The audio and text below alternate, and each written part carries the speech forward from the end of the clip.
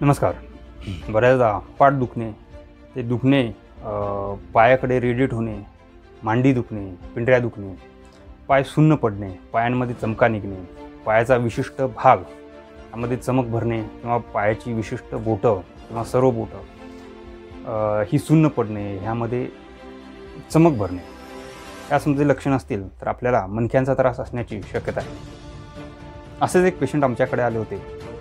ज्यावेळेस आम्ही त्यांचा MRI पाहिला, त्यामध्ये L4 L5 व L5S1 मध्ये डिफॉर्मिटी होती. L4 L5 मधली जी डिस्क आहे ती फुटून L5 नर्व रूटवर तिचा दाब पडत होता व L5S1 नर्व डिस्क प्रोट्रुजन होऊन S1 नर्व रूटवर तिचा दाब पडत होता व पेशंटना खूप मोठ्या प्रमाणामध्ये कंबर दुखत होती. त्यांचे जे दुखणे आहे हे मांडीकडे, पिंढऱ्यांकडे व पायाकडे रेडिएट होत होते. त्यांना चालणेही खूप अवघड झाले. ज्यावेळेस ते आमच्याकडे आले त्यावेळेस आम्ही त्यांना आयुर्वेदिक उपचार, त्यासाठी काही औषधं दिली. मणक्यांना काही लेप, कटिबस्ती, स्नेहन आणि बस्ती असे पंचकर्म केले. अग्निकर्म आणि विद्यकर्माच्या साहाय्याने त्यांचा हा त्रास पूर्णपणे बरा झाला व कुठलीही वेदनाशमक किंवा पेन किलर औषधं, ॲलोपॅथिक कुठलीही ट्रीटमेंट न घेता ते फक्त आयुर्वेद व पंचकर्म ट्रीटमेंटने पूर्णपणे बरे झालेले.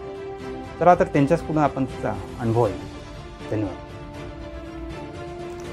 नमस्कार, मी रुपाली मिसाळ बोलते.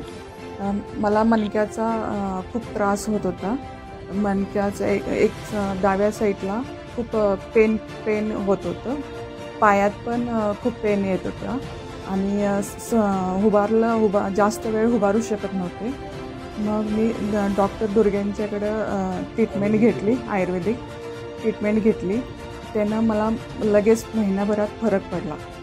आता इतकं हलकं वाटतं आहे की मी कामं सगळी करू शकते आणि व्यायाम पण करू शकते आणि पेन पण खूप कमी झाला, पण पूर्ण कमी झाला आहे.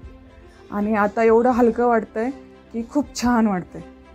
त्यामुळे डॉक्टर दुर्गेने खूप ट्रीटमेंट चांगली मला दिले.